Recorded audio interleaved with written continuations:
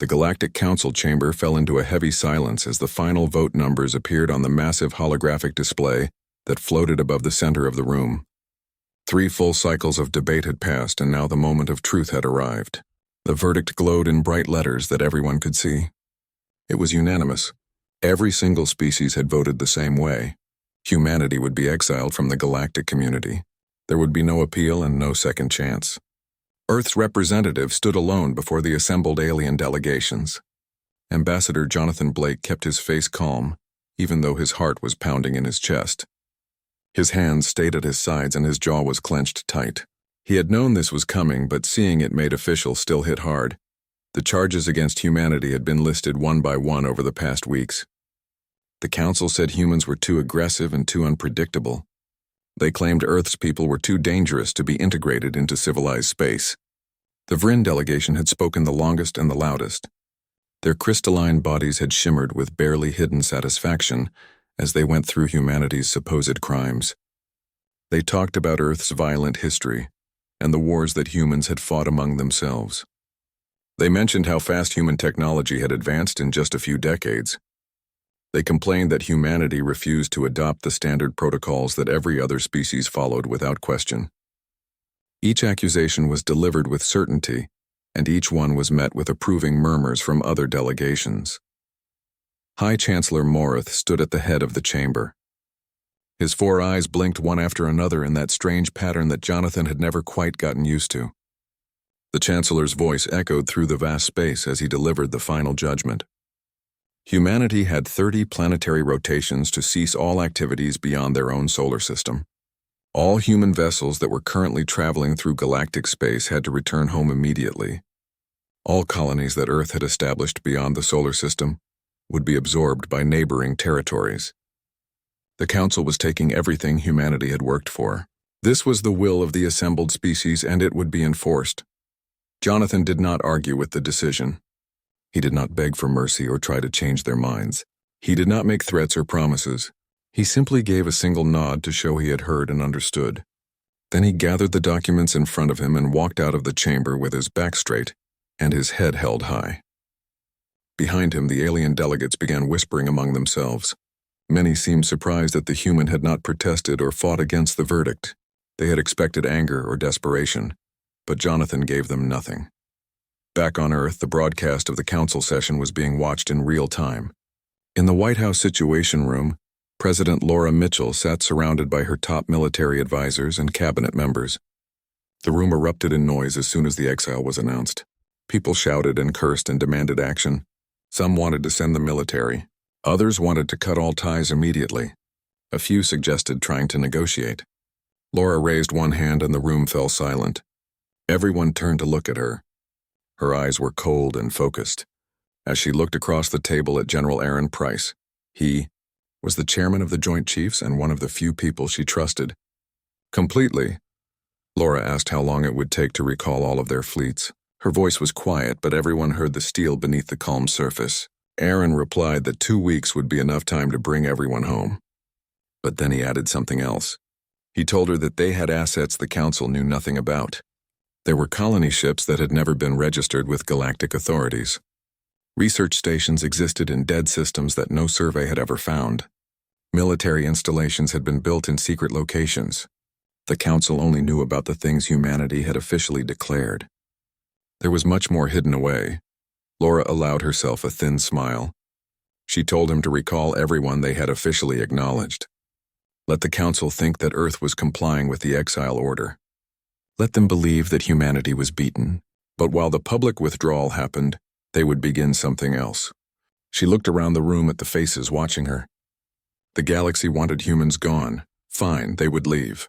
But they were not going to sit quietly in their corner waiting for the Council to decide their fate again. Earth would not beg to be let back in. They would make themselves so strong that the Council would have no choice but to respect them. Dr. Helen Wright spoke up. She was the Secretary of Science and Technology, and one of the smartest people in the room. She asked what exactly the president was proposing. Laura leaned forward and laid out her plan. They would go dark. Complete communications blackout. They would take everything they had learned from studying Council technology. They would combine it with everything humanity had developed on its own, and then they would disappear into the unknown regions of space. When they came back, it would not be as beggars asking for a seat at the table. It would be as equals who demanded respect. The days that followed shocked the entire galaxy. Instead of protest or military resistance, humanity began a coordinated withdrawal that was smooth and efficient. Ships returned home in perfectly organized waves. Diplomatic channels closed without any drama or angry final messages. Human colonies were evacuated so quickly that neighboring species barely had time to move in and claim the abandoned territories. Everything was done exactly as the Council had ordered. It seemed like Earth had accepted the exile without complaint. But in the shadows where the Council could not see, something very different was happening. Commander Jake Sullivan was in charge of a facility called Kepler Station. It was a research base that had never appeared on any galactic registry. The Council had no idea it existed. Jake and his team worked day and night to move everything valuable to new hidden coordinates deep in unexplored space. Experimental engine drives were loaded onto unmarked transport ships. Weapons systems that violated a dozen Council treaties were carefully packed away. Massive databanks containing centuries of research were copied and moved. Everything that could help humanity survive was being relocated to places the Council would never find. Lieutenant Maya Rodriguez was Jake's second-in-command.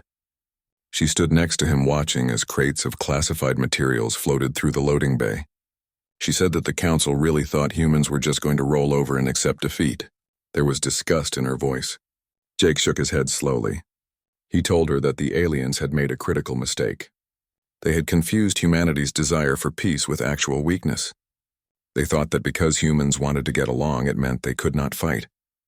They were about to learn the hard way that there was a big difference between choosing not to fight and not being able to fight.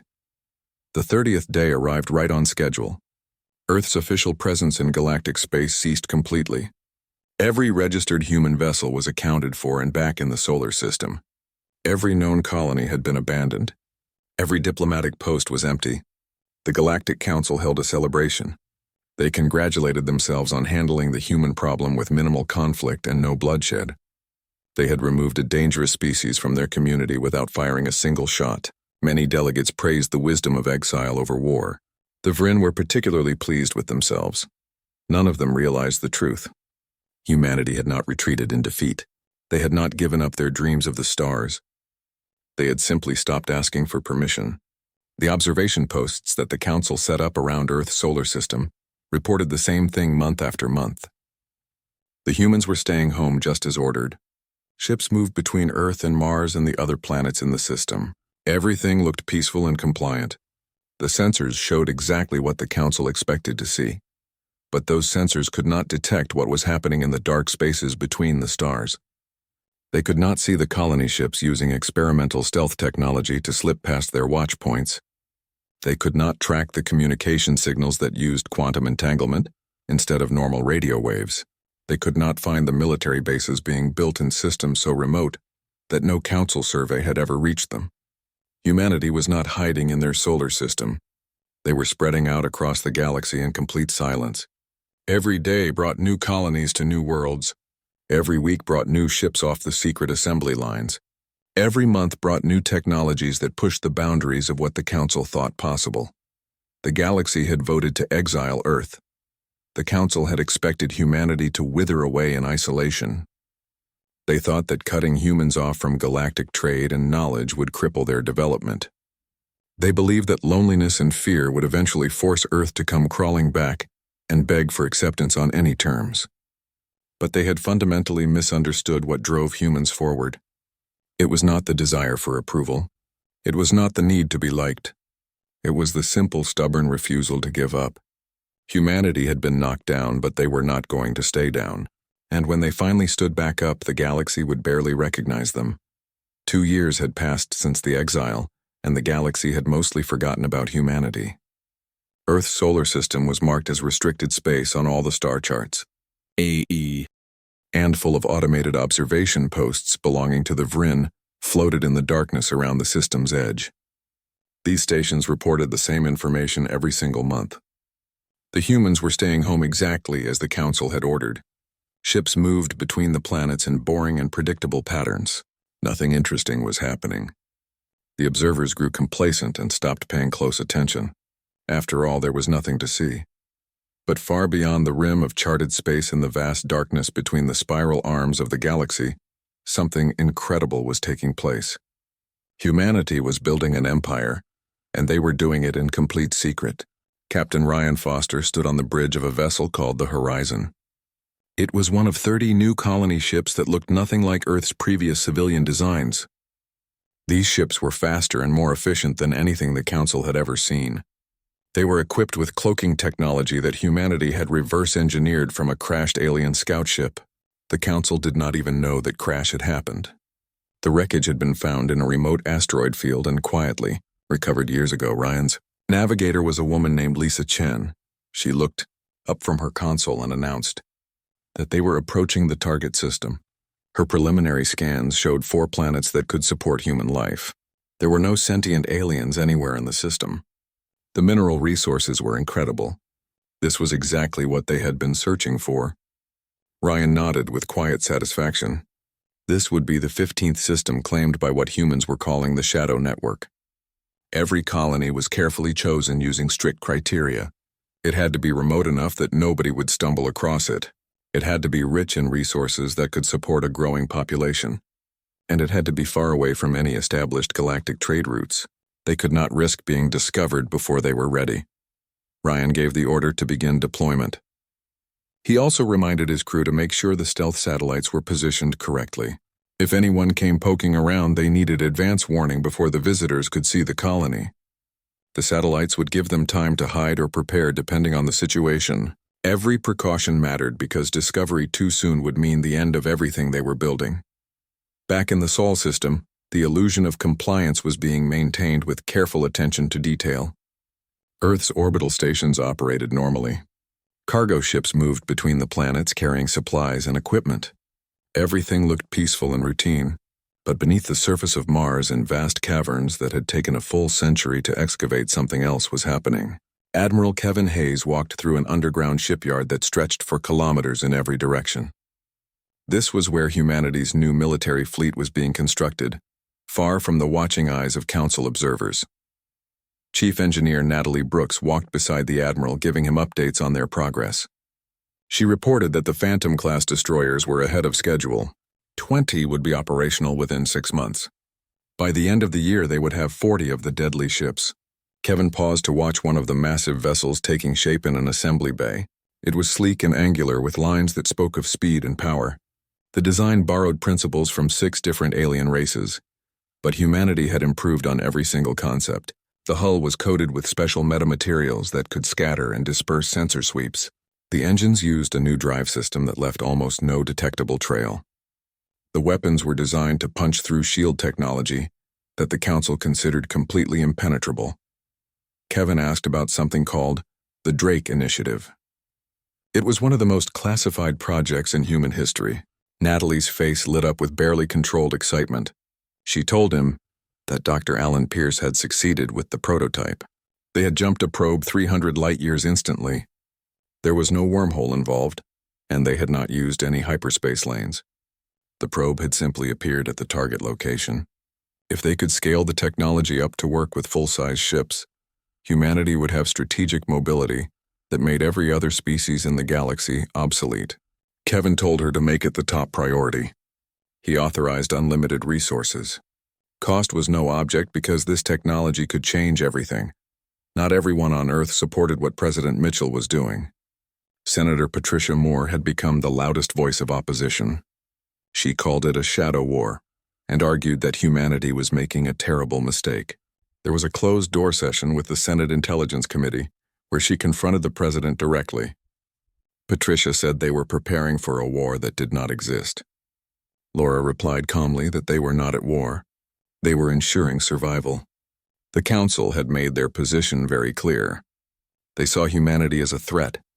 If Earth just sat and waited for the Council to change their minds, they would be waiting forever. And if the Council decided that humans were too dangerous even when contained in their own system, then Earth would be destroyed. The only real option was to become so strong that the Council could not afford to attack. Patricia challenged her. She asked what would happen when the council discovered what they were doing. Because they would discover it eventually. Someone would stumble across a colony or detect a ship or intercept a communication, and when that happened, there would be a real war. One that humanity started. Laura shook her head firmly. She said that the council started this when they voted to erase Earth from galactic affairs. Humanity was just making sure the council could not finish what they started. Life in the frontier colonies was different from anything humans had experienced before. There were no alien neighbors to trade with when supplies ran short. There was no galactic law to appeal to when disputes arose.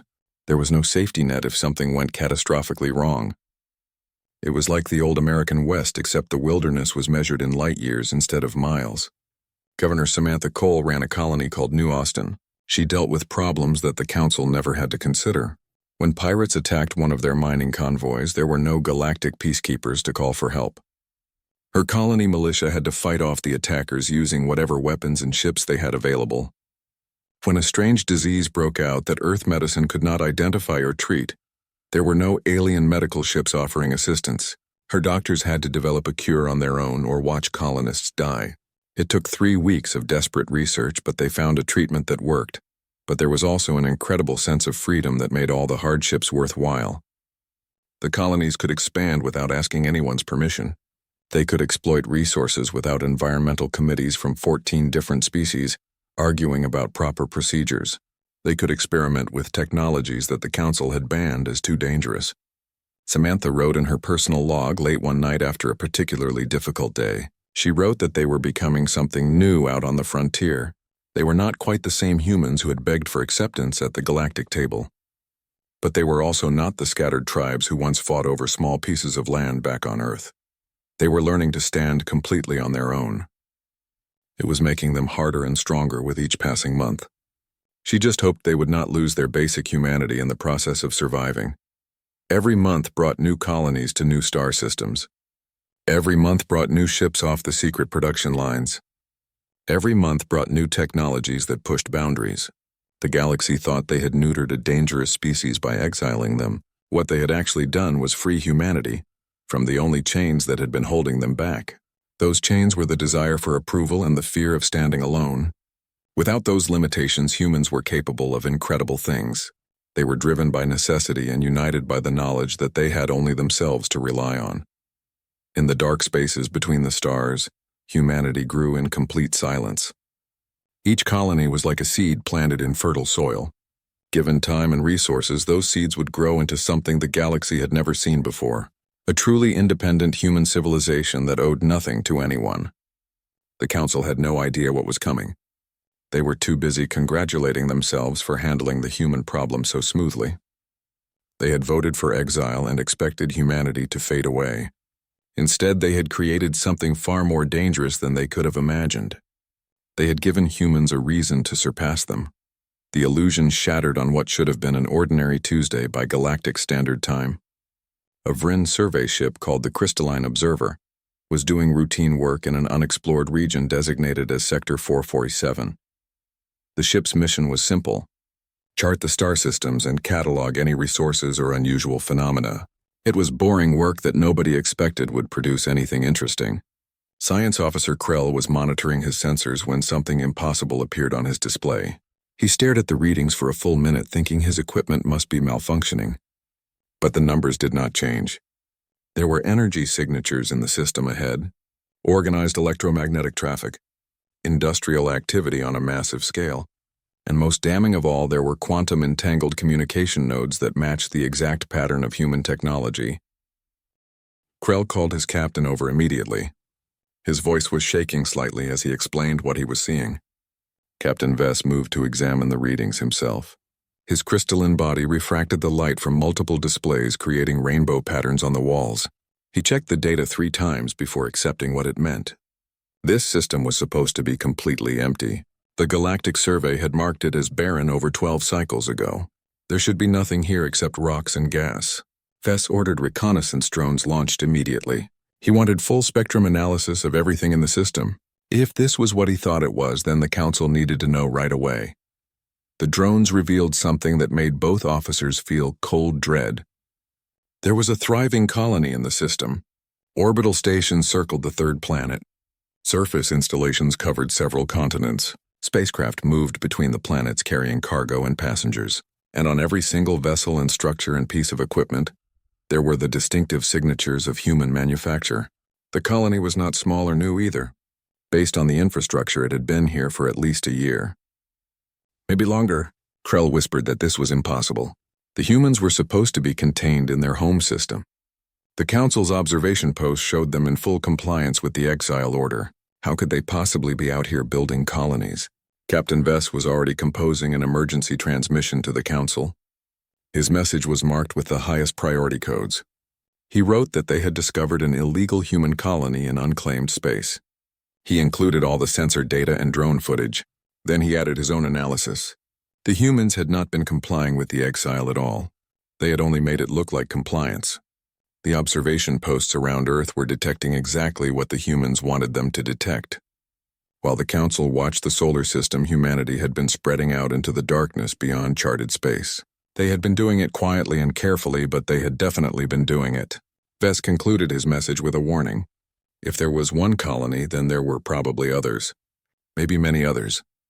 The message reached the Galactic Council within hours. High Chancellor Morith immediately convened an emergency session. Every delegate was required to attend. The chamber that had been filled with satisfied congratulations 2 years ago was now thick with tension and barely controlled anger. Species that rarely agreed on anything were united in their shock. The humans had deceived them.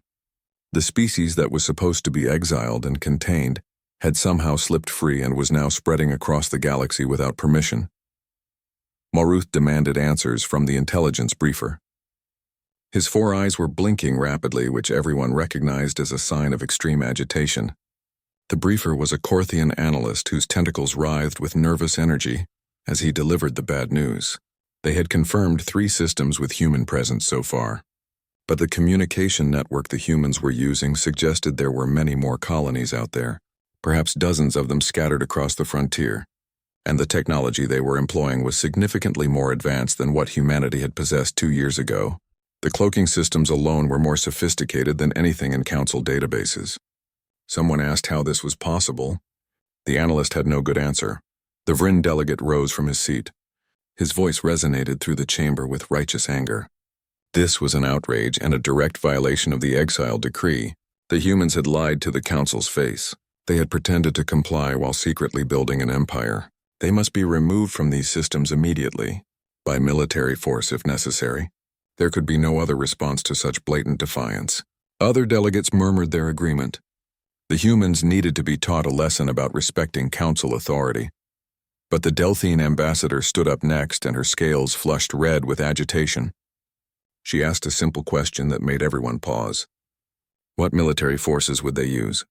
The nearest Council garrison was 2 months away from the furthest confirmed human colony, and she felt it necessary to remind everyone that before the Exile, human military capabilities had already been concerning. What had humanity developed during 2 years of isolated research and development? What weapons did they have now? What defenses had they prepared? Sending ships blindly into combat against an unknown enemy was foolish at best and suicidal at worst. The chamber erupted into chaos. Some species demanded immediate military action regardless of the risks. Others urged caution and more intelligence gathering. A few delegates who had opposed the Exile from the beginning pointed out an uncomfortable truth. Humanity had technically not done anything illegal under galactic law. They had been told to leave Council space. They left. They had been ordered to cease activities in territory claimed by member species. They had ceased those activities. But colonizing empty unclaimed space was not against any law. Any species had the right to expand into the void. The Vryn delegate's voice rose to a high-pitched keen that hurt the ears of species with sensitive hearing. He shouted that legality was not the issue. The real issue was threat assessment. Humanity had been exiled because they were deemed too dangerous for galactic stability. Everything they had done since the Exile proved that assessment was absolutely correct. They had built military forces in complete secrecy. They had advanced their technology at an alarming rate. They had established colonies throughout the frontier and were growing stronger every single day. How could the Council possibly ignore such a clear and obvious danger? While the Council argued and shouted at each other, Humanity was already preparing for the confrontation they had always known would come eventually. The discovery of colonies had been inevitable. The planners back on Earth had always understood that eventually someone would stumble across their hidden settlements. The real question was never if they would be found, but rather how humanity would respond when discovery happened. President Laura Mitchell addressed the hidden colonies through heavily encrypted channels. Her message was broadcast simultaneously to every human settlement beyond the Sol system. From tiny mining outposts in dead zones to sprawling agricultural worlds near the Galactic Rim, everyone heard the same words. Laura told them that the Council now knew humanity was out there, building and growing. The aliens were debating what to do about the situation. Some wanted war. Some wanted to pretend they had not seen anything. Some were finally starting to realize that the exile had been a terrible mistake. But whatever the Council ultimately decided, humanity needed to be ready for any outcome. She gave clear instructions to all the colonies. Continue your work, but increase security protocols immediately. Move the most sensitive research projects to deeper cover. Be prepared to defend yourselves if attacked, but do not fire the first shot. She had a separate message for the military. Admiral Kevin Hayes was authorized to begin defensive deployments. Every colony would receive protection. Warships that had been hidden would now move into position. And she had one final message for everyone watching. Do not be afraid of what comes next. The Council sent humanity away because humans scared them. Now it was time to make absolutely certain the aliens stayed scared enough to leave Earth alone. Admiral Hayes stood in the command center, buried deep beneath the Martian surface. Around him, tactical displays showed fleet movements across dozens of star systems. The Phantom-class destroyers were moving out of their hidden berths. Stealth frigates were being deployed to create an early warning sensor network. If the Council sent warships toward human space, Hayes would know about it long before they arrived. And in the deepest, most secure hangar on the base, the Drake Initiative team was running final tests on their revolutionary jump drive technology. If it worked as promised, humanity would have a strategic advantage that could not be matched. Commander Jake Sullivan arrived with the latest intelligence reports. The Council was deeply divided. There was no consensus on what action to take. But the Vrin were pushing hard for military intervention. They were calling humanity an existential threat to galactic civilization. Jake asked if the Council actually had a military advantage if war came. Kevin smiled grimly and said that on paper the answer was yes. The Council had more ships and more resources and more combat experience. But humanity had something the aliens did not have. They had unity. Every human from Earth to the furthest colony understood they were alone. There was no one coming to save them if things went wrong. They either stood together or died separately. That kind of unity made them more dangerous than any weapon system ever could. The meeting was held on Nexus Station, which was a neutral diplomatic facility that orbited a white dwarf star. The location had been chosen very carefully. It was positioned exactly halfway between Council space and the known human colonies. More importantly, it was far from any military assets belonging to either side. Both parties appreciated this precaution because nobody wanted an accidental conflict to start while diplomats were trying to talk. Ambassador Jonathan Blake returned to represent humanity, but this time he did not come alone. General Aaron Price stood beside him along with Dr. Helen Wright, who was Earth's top scientist. And them stood 12 Marines in augmented combat armor. The armor was sleek and powerful and made even the battle-hardened Korthian security guards look twice. The human delegation was making a statement before anyone said a single word. The Council delegation was designed to be impressive and intimidating. High Chancellor Morith himself had made the journey. With him came ambassadors from each of the 12 founding species of the Council. It was meant to demonstrate how seriously they were taking this situation. But Jonathan recognized it for what it really was. An attempt at intimidation through sheer numbers. They wanted to make the humans feel small and isolated. Morith began the meeting with his 4 eyes blinking in that distinctive pattern. He addressed Jonathan directly and reminded him that when they last met, the Council had voted to exile humanity from galactic affairs. Jonathan had accepted that judgment without any protest at all. Now the Council had discovered that humans had been colonizing unclaimed space and building military assets and advancing technologies that violated numerous Council protocols. Morith's voice carried clear accusation as he demanded an explanation. Jonathan stood calmly with his hands folded behind his back. His voice was steady and showed no fear at all. He said that with respect there was nothing to explain. The Council had exiled humanity from galactic space. Humans left as ordered. The Council told them to cease all extrasolar activities. Earth ceased all the activities that the Council knew about. The aliens wanted humanity gone. Well, they were gone. What humans did in unclaimed space beyond Council borders and outside their jurisdiction was none of their business.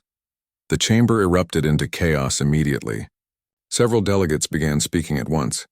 Their voices mixed together into a wall of outrage and accusations. The Vryn ambassador's crystalline body actually developed small cracks from the intensity of his rage. It was a biological stress response that Jonathan had never witnessed before. It meant the alien was angrier than he had ever been in his entire life. Moruth had to shout for order. When silence finally returned, he fixed Jonathan with a hard stare. He asked if the human dared to claim that their actions were in compliance with the exile decree. Jonathan replied evenly that he was not claiming anything. He was stating simple facts. The Council wanted humanity removed from their affairs. Earth removed itself completely. If the Council had wanted to imprison humans in their home system, then they should have said so explicitly. But they did not. They voted for exile, which humanity interpreted as permission to leave and establish themselves elsewhere. The Vryn ambassador's voice rose to an almost painful pitch. He demanded to know how Jonathan could speak of permission. The Council gave humanity no such permission for anything. General Aaron Price stepped forward and interrupted. He said that the Council also gave no prohibition either. And before anyone claimed that humans violated Council law, he wanted to remind everyone present that Earth was no longer a Council member. Humanity had zero obligation to follow their laws or respect their protocols, or limit development according to their standards. The Council made that perfectly clear when they voted for exile. Dr. Helen Wright moved forward holding a tablet that displayed carefully prepared data. She added that every single system humanity had colonized was marked as empty in official galactic surveys. Earth had claimed no territory that belonged to another species. They had interfered with no established trade routes. They had attacked nobody. By any reasonable standard, humans had been model interstellar citizens. They just were not Council citizens anymore because the Council did not want them. The Delphine ambassador spoke up from her seat. She was one of the few who had opposed the exile from the very beginning. She pointed out that the human representative was making valid points. The exile decree had been poorly worded if the Council intended to restrict humanity to their home system. And humans were absolutely correct that unclaimed space was by definition available for colonization by any species. There was no law against it. The Vryn ambassador practically exploded with frustration. He said that legality was not the issue here. The real issue was threat assessment. Humanity had been exiled because the Council deemed them dangerous to galactic stability. Everything Earth had done since that vote proved the assessment was completely correct. Humans built military forces in total secrecy. They advanced their technology at an alarming rate.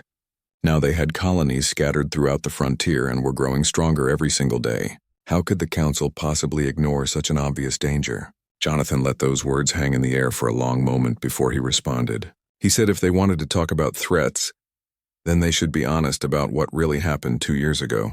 The Council did not exile humanity because they were dangerous. The real reason was because humans were successful. In less than 1 century of spaceflight, Earth had matched achievements that took other species thousands of years. Human merchant ships were competing successfully with established traders. Human diplomats were building alliances that did not center on traditional power structures. For the first time in galactic history, the established order faced real competition from newcomers. The Vryn ambassador tried to interrupt, but Jonathan spoke over him.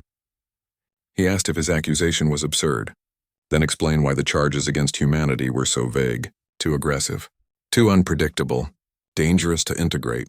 Those were not specific crimes. Those were convenient excuses. The truth was that the Council did not want to share power. They voted to remove Earth from the table before humans could claim a seat at it. Congratulations, because they succeeded. But now they were upset that humanity did not simply curl up and die like everyone hoped. The chamber fell into stunned silence. Nobody had ever addressed the Council so bluntly before. The diplomatic niceties that usually governed these meetings were completely absent. Moruth's eyes blinked very rapidly, which indicated deep agitation. He told Jonathan to choose his next words with great care. The human was in no position to make accusations against the council. Jonathan shot back that the council was in no position to make accusations either. They wanted to know what humanity had been doing for 2 years. The answer was simple: surviving, building, making absolutely certain that no matter what the council decided about Earth, they would never be at anyone's mercy again. The council taught humans that begging for acceptance was pointless. Following their rules would only result in getting pushed aside when you became inconvenient. So humanity stopped asking for permission and started taking what they needed to secure their future. Moruth asked in a dangerously quiet voice what would happen if the council determined that human actions constituted a threat. Jonathan replied that the council should do whatever they thought necessary, but they needed to understand something very important. Humanity was not the desperate species that came begging 2 years ago. They were not naive newcomers who believed in galactic law and interstellar brotherhood anymore. Humans knew the truth now. In this galaxy might made right, the strong did what they wanted, while the weak suffered whatever came. The council taught Earth that lesson. They should not be surprised that humans learned it so well. General Price stepped forward to add one more critical point. He said that if the council voted for military action against humanity, then yes, the aliens would win. Earth was not delusional about their chances. The council had more ships and more resources and more combat experience. They could destroy human colonies and bomb the homeworld and maybe even commit complete genocide if they were willing. But it would cost them dearly. Humanity spent 2 years preparing for exactly this possibility. They had weapons the council had never seen, tactics nobody had considered, and a willingness to fight that would shock everyone. Every colony attacked would become a bloodbath. Every fleet sent would take heavy casualties. When the last human settlement was finally burning, the rest of the galaxy would know one thing for certain: humanity did not go quietly into the dark. Earth would make the council pay for every single light year and every world and every ship. The question the council needed to ask was simple: were humans worth that price? The delegates looked at each other with growing unease spreading through the chamber. They had expected defiance, maybe some threats and angry speeches. But this was something different entirely. This was a cold and calculated assessment of costs versus benefits. These humans were not raging helplessly against inevitable defeat. They were calmly making it clear that inevitable came with a price tag that might be too high to pay. Moruth sat in silence for a very long time. His mind was clearly racing through implications and possibilities. Finally, he spoke. The council would deliberate on everything that had been said here today. The human delegation would remain on Nexus Station until a decision was reached. The meeting was dismissed. As Jonathan and his team left the chamber, he allowed himself a small smile. They had said everything that needed saying. Now the council had to decide whether pride and fear were worth the cost of war. And if the aliens chose war, then humanity would show them exactly how dangerous a cornered species could truly be. Earth was done asking for mercy. They were done begging for acceptance. Whatever came next, humans would face it standing tall. The council deliberated for 6 long days that felt like an eternity to everyone involved. During that tense period, both sides moved their pieces across the galactic chessboard like players preparing for war. Council military forces shifted into staging positions near the boundaries of human space. Their fleet movements were not subtle. They wanted humanity to see the warships gathering. It was meant to be intimidation. Meanwhile, human colonies activated every defense protocol they had prepared. Admiral Kevin Hayes quietly deployed the fleet into carefully chosen positions. If the council attacked, they would find that every strike came at a terrible cost. But something unexpected was happening away from the public eye. Several council species were having private conversations with human representatives. These were the smaller civilizations that had always felt overshadowed by the dominant powers. The Morthene and the Delthene and the Paxian Commonwealth all reached out quietly. These species had grown tired of Vryn and Korthian control over council politics. They saw an opportunity in the crisis. Ambassador Jonathan Blake met with Ambassador Velth of the Morthene on the 3rd day. They chose a small conference room far from the main council chambers where nobody would notice them. Velth was elderly even by her species standards. Her features creased into what might have been a smile as she greeted Jonathan. She said his speech to the council had caused quite a stir. Not many species had the courage to speak truth to power so directly and without fear. Jonathan replied simply that humanity had nothing left to lose. The council had already exiled them. What worse punishment could possibly come? Velth's expression turned serious. She said the worst punishment was death. The council could vote to exterminate humanity completely. That was why she wanted this secret meeting. 7 species on the council had opposed the exile from the very beginning. They had been outvoted by the Vryn coalition, who feared human economic competition. The Korthian hierarchy had joined them because they saw Earth's military development as a challenge to their dominance. But the exile had not served the interests of the smaller species. Trade had declined across the galaxy. Innovation had slowed to a crawl. The council had become even more rigid and conservative without humanity's presence to shake things up. Jonathan leaned forward and asked what she was proposing. Velth explained that there was a third option beyond war or acceptance. The council would soon face a critical vote: war or peace. The faction pushing for military action believed they had enough support to win, but they needed a 2/3 majority to authorize combat operations against a non-member species. If 7 species abstained or voted against the measure, then the motion would fail. The war could be stopped before it started. Jonathan understood immediately, but he asked what the price would be. Nothing in galactic politics came free. Velth said the word simply: partnership. Not membership in the council, because that opportunity was gone forever, but bilateral relationships between independent species, trade agreements and technology exchanges and mutual defense pacts. The kind of relationships that did not require council approval because they existed outside the traditional power structure. Humanity would get access to resources and knowledge to continue growing. The smaller species would gain access to human innovation and markets without Vryn interference blocking them. It was elegant and clever. By refusing to readmit humanity but allowing individual species to form direct relationships with Earth, they would create a new power dynamic, one that bypassed the old hierarchies completely.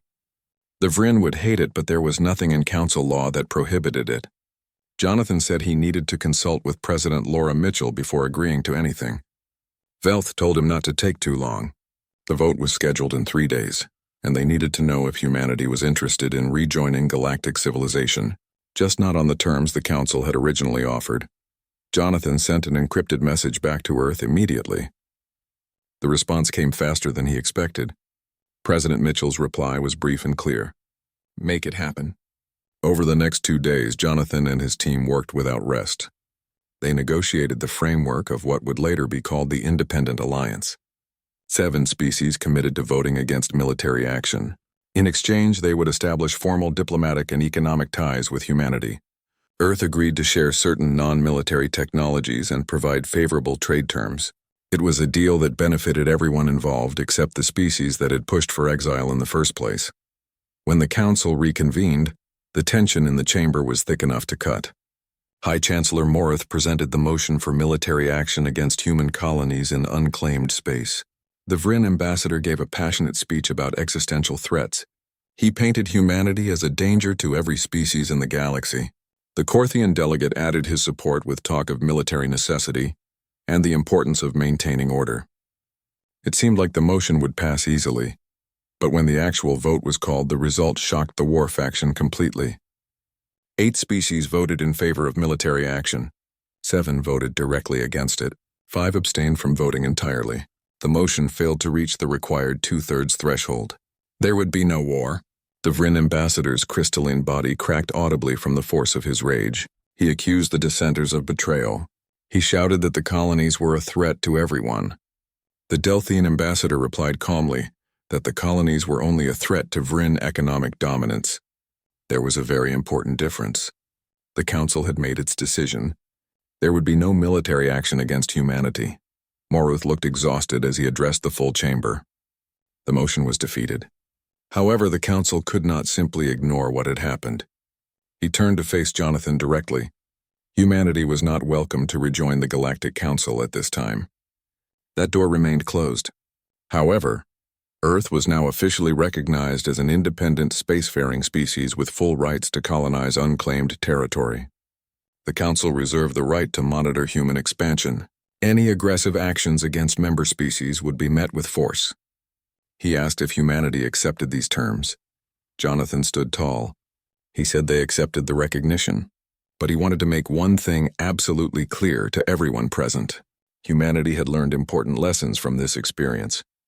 They would never again place their survival in the hands of others. Humans would continue to grow and expand and develop their capabilities. They would do so peacefully whenever possible. But they would not ask permission, and they would not accept limitations imposed by species who had already demonstrated their willingness to discard Earth when it became inconvenient. The age of humanity begging for acceptance was finished forever. The declaration sent ripples through the assembled delegates, but nobody challenged it. What could they say? Humanity had called their bluff and survived exile and come back stronger. Everyone in the chamber understood that the balance of power had fundamentally shifted. 3 months passed. The first formal embassy opened on New Washington, which was one of humanity's largest and most developed colonies. Representatives from the Independent Alliance arrived with trade delegations and technology advisors. Human merchant ships began appearing in their space. The ships carried new registry identifiers that proclaimed independence from council oversight. It was a new era of galactic politics. Admiral Hayes stood on the bridge of a ship called the Defiance. It was the first Phantom-class destroyer to be revealed publicly. The vessel was beautiful and deadly. Around him, the human fleet conducted training maneuvers in full view of council observation posts. There was no more hiding, no more pretending to be weaker than they actually were. Let the galaxy see what humanity had built in secret. Let them understand what Exile had created. President Mitchell's face appeared on the communication screen. She said she was watching the fleet demonstration. Very impressive work. She asked how the Admiral thought the Council would respond to such an open display of force. Hayes replied with satisfaction that there would be many worried meetings and threat assessments. But the Council would not act against them. They had been given a chance to stop humanity, and they had failed to take it. Now it was too late. Laura warned him not to become overconfident. This round was won, but the larger game continued. The Vryn would not forget what happened. The Korthians would not forgive the humiliation. Humanity had made powerful enemies. Kevin acknowledged the truth of that. But he pointed out they had also made powerful friends. More importantly, they had proven something vital. They did not need anyone's permission to exist. The Council tried to exile them into obscurity. Instead, they had freed humanity to become something greater than before. On Earth, people watched news broadcasts showing the thriving colonies and powerful warships and diplomatic negotiations. The shame of exile had transformed into pride. In a small apartment, a young girl named Sophie Turner watched a documentary about the colony ships. Her eyes were wide with wonder. She asked her mother if she could be an explorer when she grew up. Could she visit the new worlds that humanity had claimed? Her mother, Maria, smiled and hugged her daughter close. She said yes. The whole galaxy was open now. Sophie could be anything she wanted to be. In the private chambers where real power was exercised, the Vryn leadership met with their closest allies. The collective leader's voice shook with barely suppressed fury. They should have destroyed humanity when they had the chance. Now it was too late for regrets. The Korthian hierarch agreed. The humans were here to stay. The only question now was whether coexistence was possible or if eventual conflict was inevitable. The elderly Morthian elder spoke quietly. There was always a way to coexist, but it required accepting that the galaxy had changed. Humanity was not going away. They would not submit to anyone's authority. The Council could either adapt to this new reality or spend decades fighting a species that refused to give up. She knew which option she preferred. The meeting ended without consensus, which was itself revealing. 2 years ago, the Council had spoken with one voice in exiling humanity. Now they were fractured and uncertain. Humanity had been voted out, but instead of accepting defeat, they had built their own path. They had proven that exile was not punishment. It was liberation. The galaxy would have to learn to live with what they had created. An independent and powerful human civilization that answered to nobody.